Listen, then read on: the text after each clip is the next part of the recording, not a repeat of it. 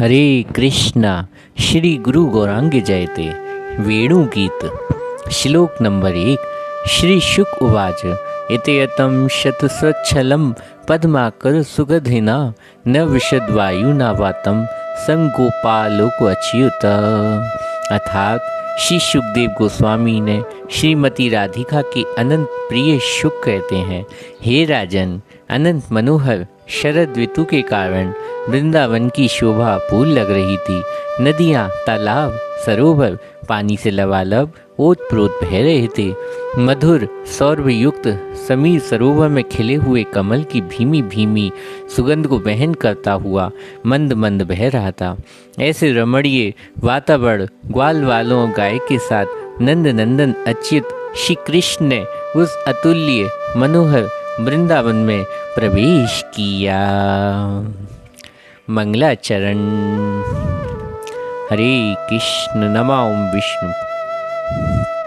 श्री अतिमित्य चरित्र संपन्न अपने आश्रितों के प्रति उत्पन्न वात्सल्य भाव पालन करने वाले श्री कृष्ण विमुख जीवों के दुख से सदा द्रवित चित्त वाले तथा श्री नाम प्रेम वितरण करने वाले श्री गौर सुंदर के लिए प्रिय परिकर श्री सच्चिनंदन श्री गौर हरि के मनोविष्ट पूरक आश्रय विग्रह स्वरूप प्रेम भक्ति प्रचारक श्री रूप अनुग्रह विनोदनी श्री राधिका के विनोद में सुधीर उन विनोद स्वरूप आचार्य सिंह जगत गुरु ओम विष्णुपाद 108 श्रीमद् भक्ति प्रज्ञान केशव गोस्वामी मदे परम आराध्य गुरुवर को प्रणाम करता हूँ।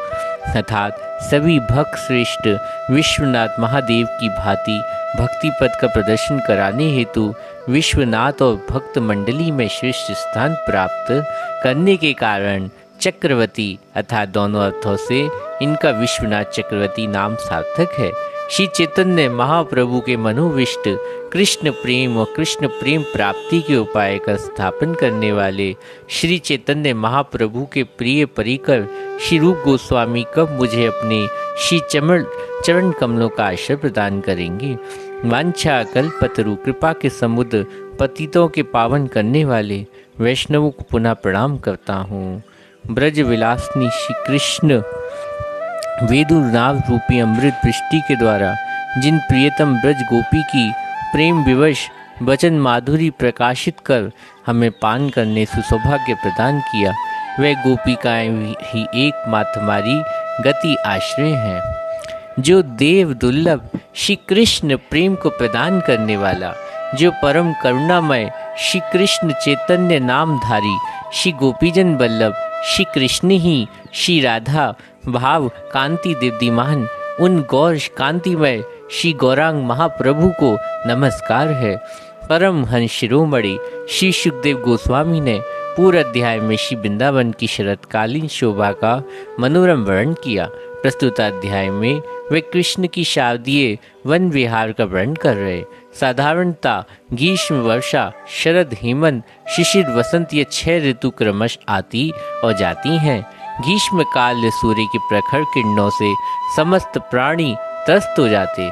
घास पेड़ प्रायः सूखने लगते, ताल तलैया तालाब सरोवर आदि सूखने लगते, नदियों की धाराएं क्षीण प्राय हो जाती।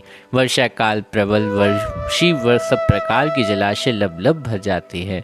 नदियां बाढ़ के कारण भयंकर रूप धारण कर लेती, सर्वत्र पानी मटमैला हो जाता, वृक्ष हरे भरे हो जाते, आकाश सर्वदा मेघ उमड़ते घुमड़ते कभी रिमझिम तो कभी मूसलधार वर्षा करते। शरद ऋतु आते ही तालाब सरोवर नदी आदि जलाशय पानी स्वतः निर्मल हो जाता।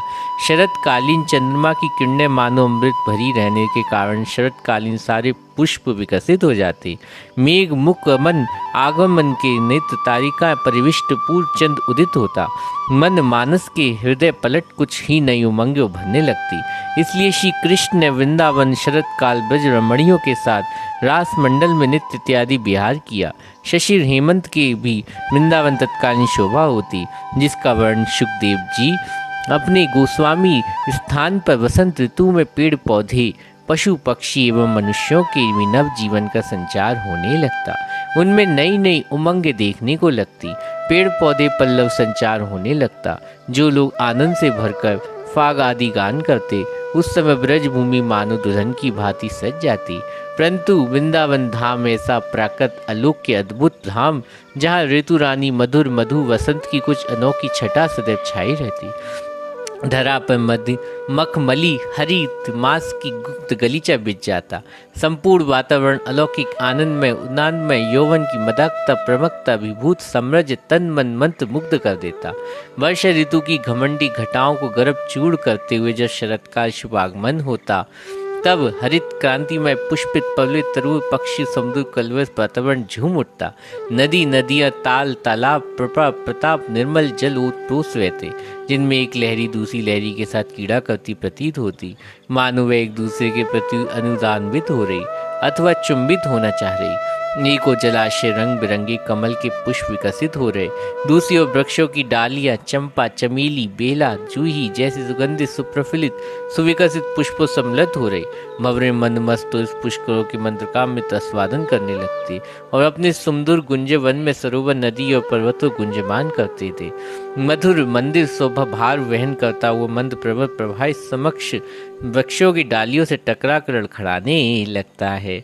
शील गुप गोस्वामी आनंद भरकर श्री कृष्ण शरतकालीन बिहार का वर्णन करते हुए कहने लगे, इत्यतम शत स्वच्छलम पद्मकासुर गंधिना। महाराज पंडित, शरद ऋतु के आगमन के साथ वृंदावन की जैसी अनुपम शोभा हुई, उसका मैंने कुछ कुछ वर्णन किया। अनंत लीलामय कृष्ण पूर्ववती वृंदावन शादी शोभा देख अनंत प्रसन्न हुए। उन्होंने वृंदावन की शोभा दर्शन करने के लिए वन विहार करने असंख्य गोप बालकों और गायों के साथ वृंदावन में प्रवेश किया। ब्रह्म भूमि कुसुम सरोवर पावन सरोवर मानस गंगा यमुना आदि काल जल शरत काल आगमन के साथ ही अपने आप स्वच्छ हो गया। नदियों का वेग शांत हो गया, अतः वे गंभीर हो गईं। उनकी तरंगों की गति कुछ शांत सी हो गई। उन जलाशयों में कमुदनी कमल आदि अनगिनत रंग बिरंगे पुष्प विकसित होने लगे, कारण वे परम सुशोभित हो गए। पुष्पों के सुमधुर सौरभ को बहन करता हुआ समीर मंद प्रवाहित होने लगा। उन पुष्पों के सौर भर से ब्रज भूमि सुरभित हो उठी। अपने स्वभाव से कभी च्युत न होने वाले अच्युत श्री कृष्ण वृंदावन प्रवेश कर परम आनंदित हुए। हरे कृष्णा।